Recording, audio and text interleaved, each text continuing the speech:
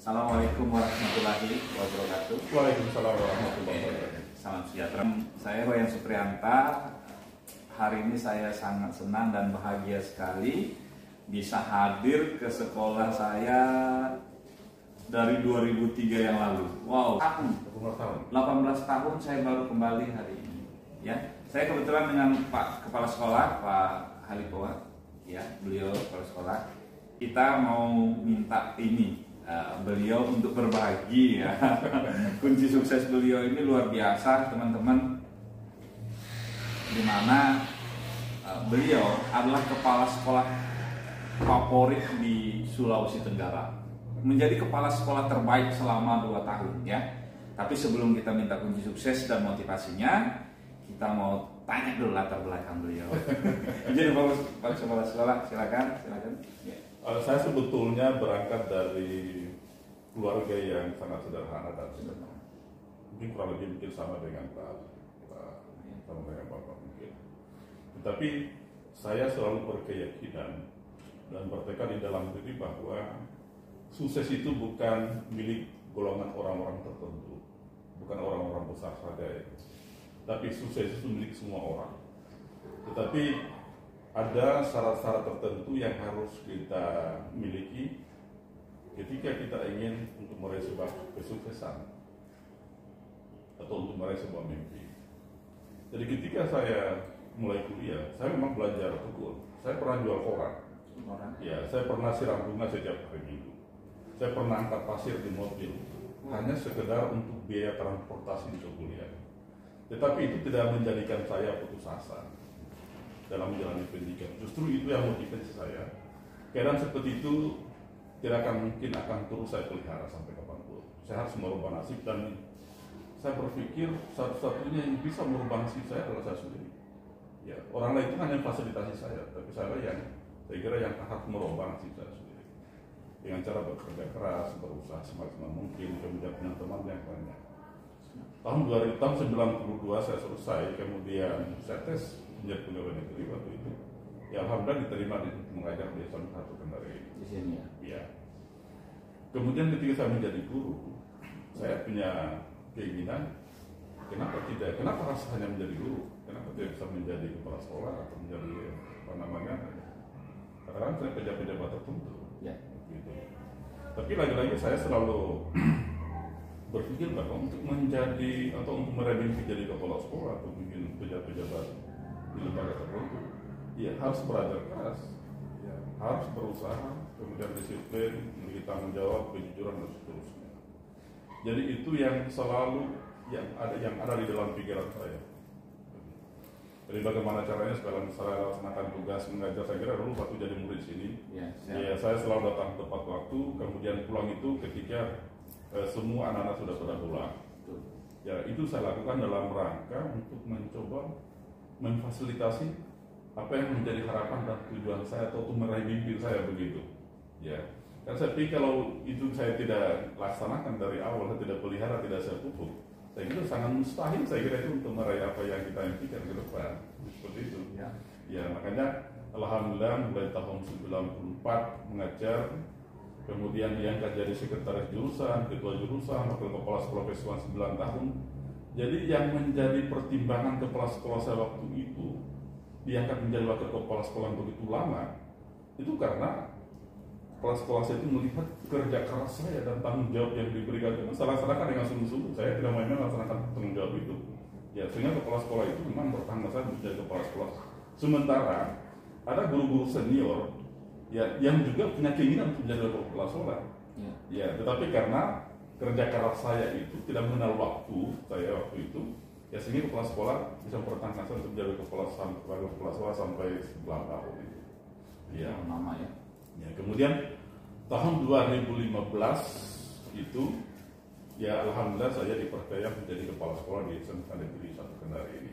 Mungkin dia pertimbangan prestasi-prestasi yang kemarin yang sudah saya memang kerjakan lebih awal, kemudian mungkin juga dengan pilihan tanggung jawab yang sungguh-sungguh saya kerja dengan sebaik-baiknya, kemudian juga setiap tugas yang diberikan itu, ya saya selalu laksanakan dengan sejujur-jujurnya. Ya kan saya pikir bahwa kalau saya bekerja itu dengan cara-cara apa ya, yang katakanlah misalnya selalu mengingkari kepercayaan yang diberikan itu ya, ya kan tidak mungkin pimpinan saya itu dia memberikan apa namanya rekomendasi saya untuk masuk dalam bursa calon kepala sekolah. Nah mungkin ya pasti dia mencari orang-orang yang kira-kira ya bisa melaksanakan amanah itu dan sebaik-baiknya paling tidak melanjutkan apa yang sudah dirintis oleh kepala sekolah sebelumnya.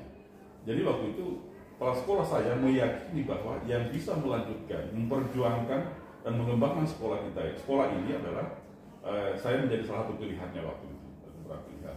Jadi itu yang selalu saya tunggu. Jadi ketika saya menjadi kepala sekolah 2015, saya sudah membuat program apa-apa yang perlu saya kerjakan, apa perlu yang saya kembangkan di sekolah ini. Saya sudah mulai membuat memang rencana dan program-program saya. Sehingga tidak menyulitkan saya untuk mengambil langkah-langkah atau cara-cara untuk bisa mengembangkan sekolah ini, SMK Pendidikan hari ini. Ya. Misalnya ketika melihat anak-anak dulu sebelum saya, ketika mereka berolahraga atau melakukan kegiatan-kegiatan yang lain, sesudah itu dengan kondisi yang kalau menurut saya itu tidak layak itu ada di sekolah, sebetulnya lingkungan itu tidak perlu terjadi di sekolah. Maka ini yang harus saya benahi. Ya, maka itu saya timbulkan di depan itu dengan mengandalkan kerjasama dengan orang tua murid, kemudian minta tolong kepada pemerintah kota waktu itu untuk dibantu ya supaya nanti supaya lingkungan sekolah itu bisa saya bisa kita benahi. Alhamdulillah itu sudah saya capai. Ya kemudian yang berikut lingkungan sekolah secara umum. Ini ada hal-hal yang perlu kita perbaiki. Anak-anak harus dengan ruang terbuka, di mana anak-anak harus mereka nyaman duduk di situ, belajar di situ, kemudian juga mungkin mereka makan santai di situ, bercerita di situ. Ya sehingga saya membangun ada 3 ruang terbuka yang saya bangun itu, ya dengan dana seadanya, dan itu alhamdulillah bisa dimanfaatkan anak-anak dengan bagus untuk kegiatan-kegiatan bukan hanya edukasi, tapi yang mereka juga bercerita secara terbuka di situ, mereka istirahat dan seterusnya di situ. Ya. Kemudian saya melihat tempat ibadah kita kan kecil kan waktu itu ya, hanya bisa muat 40 orang. Ya. Saya berpikir murid 1.400 lebih dengan kapasitas ruang ibadah kita ini, masjid ini hanya 40 orang lebih dia buat. Ini yang berdosa siapa kalau ada anak-anak yang tidak sembahyang kan? Yang berdosa pasti kepala sekolah. Ya. Makanya saya runtuhkan. Saya undang guru agama, saya bawa ke masjid. Kemarin ini kita mendatangi kerjasama lagi dengan PT Teknos yang bergerak di bidang aplikasi dan teknologi informasi Kota Kendari ini. Kemudian dengan Alfamidi. Alfamidi itu mereka buka kelas khusus di sini. Ya. Jadi mereka yang kurikulumnya kita susun bersama. Jadi khusus untuk kelas Alfamidi ini, kurikulum yang kita pakai itu adalah kurikulum Alfamidi. Jadi dia punya satu kelas. Iya. Jadi kurikulumnya kita susun bersama. Kemudian guru-guru kami juga dilatih oleh mereka. Jadi guru-guru kita itu 3 hari dilatih oleh Alfamidi untuk menyesuaikan dengan kurikulum-kurikulum yang dibuat bersama tadi ini. Kemudian mereka nanti ini kita harapkan di dalam ilmu juga tertuang. Nanti anak-anak ini kalau sudah selesai, nanti anak-anak ini dibuatkan kontrak, kemudian praktek di kontrak-kontrak Alfamidi selama 1 tahun. Jadi ketika selesai, anak-anak itu dari pelajari pekerjaan yang tidak lanjut, udah masuk di Alfamidi. Langsung bekerja ya? Iya, langsung kerja mereka ini tanpa harus ada ijazah. Karena nanti pada akhirnya setelah selesai, nanti akan diuji kompetensi mereka itu oleh Alfamidi. Ya, yang akan menguji. Jadi sertifikat itulah nanti yang akan digunakan anak-anak yang kelas ini untuk bekerja, untuk masuk di Alfamidi. Bukan hanya di Alfamidi, tapi itu bisa masuk di mana-mana, bisa digunakan di mana-mana. Ya. Tapi diharapkan di dalam kerja sama saya itu anak-anak 36 orang ini nanti akan ditampung secara keseluruhan nanti di kontrak-kontrak Alfamidi yang ada di seluruh negara. Ya. Luar biasa ya. Ya. Kemudian untuk sebenarnya sekolah ini sudah ada 2 kelas industri sebetulnya. Sekolah ini sebelum Alfamidi itu sudah ada kelas industri yang dimotori Matahari Lipo Plaza, Hypermart dengan Maxel. Itu sudah ada juga kelas industrinya itu. Satu kelas juga. Satu kelas juga. Dan itu semua di marketing, di pusat pemasaran yang lain, bukan di akuntansi bukan. Jadi semua mereka ini masuk jurusan pemasaran. Iya, pemasaran. Jadi kalau seperti dulu, kalau saya kan jurusan perdagangan. Iya, perdagangan. Tapi memang ada khusus-khusus ini. Ya sekarang ini kan namanya bukan lagi perdagangan. Oh. Jadi bisnis dan pemasaran online sekarang ini. Ya. Ya, saya buka program keahlian itu retail. Retail saya buka karena saya pikir di Kota Kendal ini kan banyak usaha kecil ya, maka perlu saya buatkan itu satu program keahlian itu. Jadi kelas industri ini dia masuk di program keahlian bisnis dan pemasaran online. Yang namanya sudah keren. Bukan seperti dulu kan? Ya dulu itu pemasaran apa namanya perdagangan, sehingga orang tidak mau situ. Dulu kan pikirannya orang itu tidak perlu kita sekolahkan kalau hanya berdagang, kalau menjual, kan begitu. Ya, sehingga itu tidak diminati jurusan itu. Jadi sekarang ini namanya dikerenkan. Jadi bisnis dan pemasaran online. Kenapa? Karena sekarang ini kan industri apa namanya ya? Ini perdagangan yang online sekarang ini kan luar biasa, ada omsetnya dia sekarang ini. Makanya pemerintah itu mencoba mewarnai jurusan itu dengan nama yang keren, bisnis pemasaran online. Ya, itu juga sudah ada kelas industrinya. Jadi waktu kita bentuk kelas itu saya undang masing-masing HRD dari ketiga dunia usaha tadi ini, dari Lipo, kemudian Hyper dan Master ini. Saya ada rencana untuk kayak ini. Terus saya jelaskan, ini bagaimana maksudnya kelas ini? Saya jelaskan ke mereka. Ya.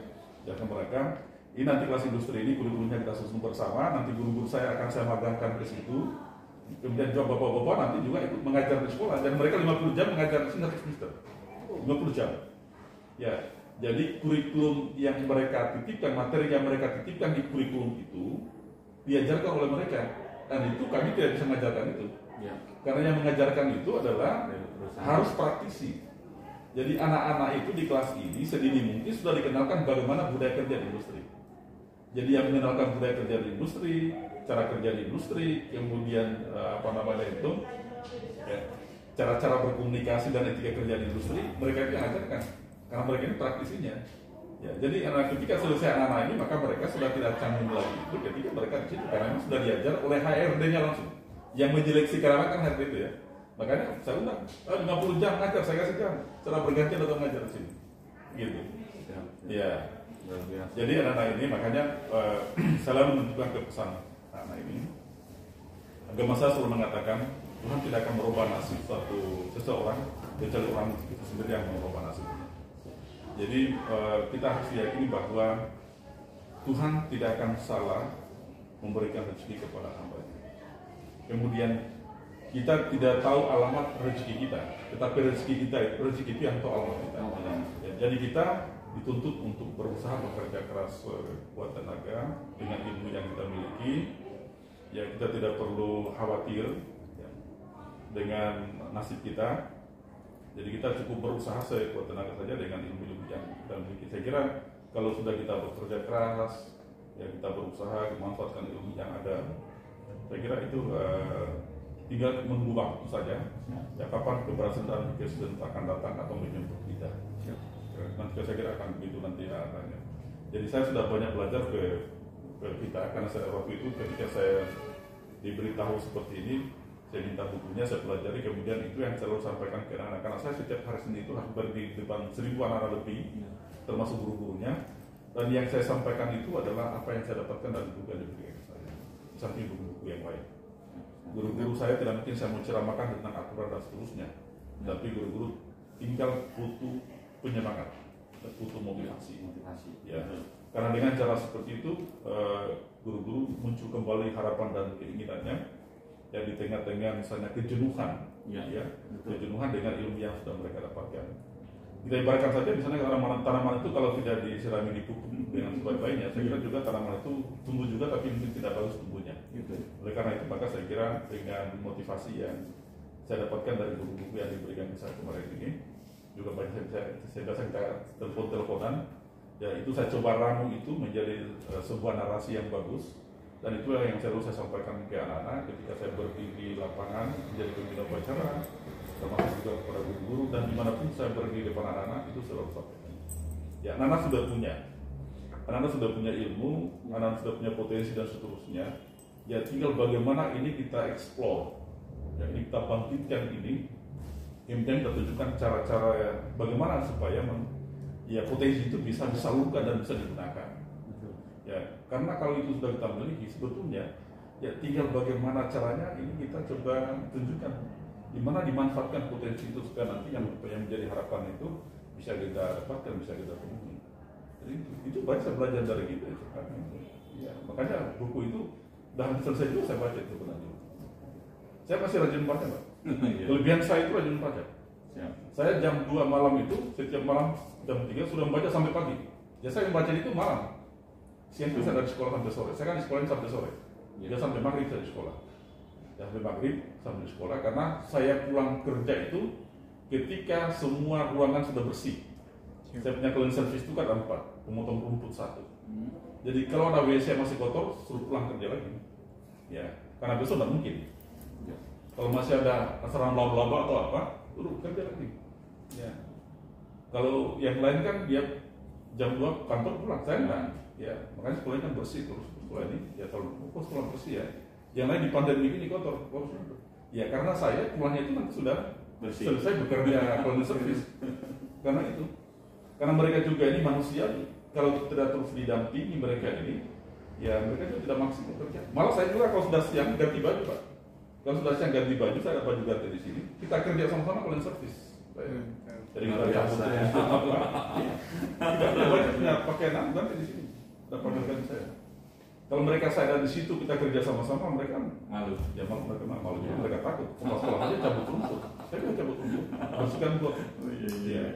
Karena saya berpikir pemimpin untuk hari ini, ya, pemimpin zaman yang dulu itu hanya berlaku pada zaman yang dulu, tidak lagi berlaku saat ini. Jadi saya menganggap guru adalah mitra kerja bukan bawahan saya. Cleaning service itu bukan bawahan saya, tapi itulah mitra-mitra kerja saya. Jadi saya berlakukan mereka itu ya sama halnya dengan mitra kerja.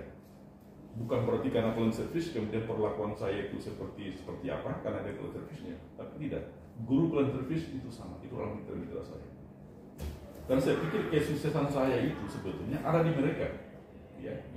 Jadi semampu apapun saya bangun semangatnya, tapi kalau mereka juga tidak ada keinginan untuk bisa membantu saya untuk memajukan sekolah ini atau tidak bekerja secara maksimal melakukan tugasnya, saya kira juga sangat tidak mungkin. Jadi itu yang saya lakukan. Makanya saya sudah turun tangan. Ya, kita gali got sama-sama. Ya, kita cabut rumput sama-sama. Saya juga menyemprot tanaman sama-sama, pasang senyum sama-sama. Ya, apa bedanya? Sore hari kan bukan lagi kepala sekolah saya. Saya kepala sekolah sampai jam 3. Ini ya, sore hari bukan bos, ini leader. Ya, ini leader. Itu saya pahami. Ya, itu saya pahami. Ini leader. Bahwa kita hanya bisa mempengaruhi orang. Ya. Saya berpikirnya begini, Pak. Saya sangat tidak mungkin itu merubah cara berpikir orang, tidak mungkin. Sangat tidak mungkin. Ya, merubah mindset orang itu saya kira sangat susah. Kecuali orang itu sendiri yang merubah mindsetnya. Betul. Jadi yang saya lakukan hanya mempengaruhi dan menunjukkan. Betul. Kalau kita sukses berhasil harus seperti ini yang kita lakukan. Terserah mereka.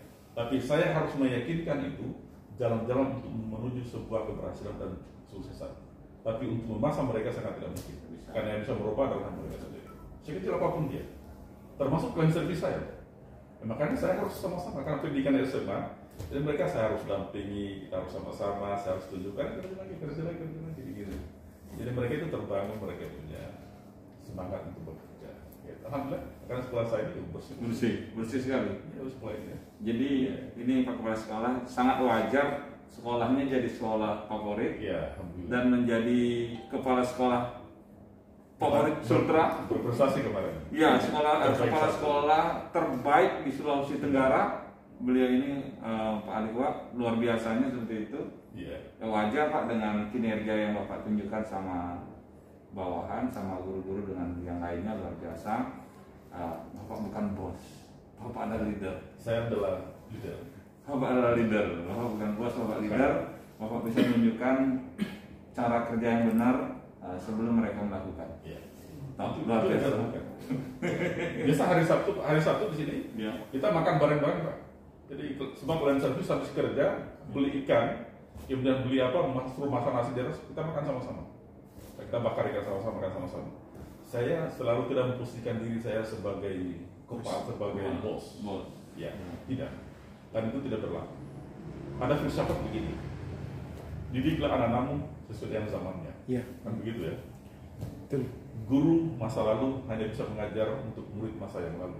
Tapi guru hari ini hanya bisa diajar oleh guru-guru yang cara berpikirnya pada hari ini. Jadi makanya apa yang masa lalu saya tinggal belajar ambil hikmahnya, maka saya harus ciptakan satu momentum yang bisa mewarnai suasana hari ini. Dan itu berbeda perlakuan dengan modern biasa. Kalau dulu tinggal pimpinan, Ya. jarinya yang bekerja, Ini ya datang, duduk, iya. ya. Pokoknya apa aja, tinggal itu saja. Kalau sekarang saya harus itu bersama-sama, Ya. berbarengan. Dan itu punya apa namanya energi positif yang luar biasa. Saya pelajarnya ke sini. Sebetulnya, ya saya hanya cara meramunya itu, narasinya itu saya bawa di narasi bahasa guru. Iya betul. Ya, sehingga itu mungkin saya sedikit sederhana membahasakan itu ke teman-teman, kemudian ke anak-anak, supaya bisa mencerna itu kira-kira seperti apa nanti maksudnya sekolah ini. Betul. Jadi itu yang kita lakukan. Karena ya sekolah ini ketika tamu-tamu datang di sini sekolah kursi, maka ini menjadi pilihan. Jadi kemarin itu Polda sudah tiap tahun menggunakan sekolah kita ini.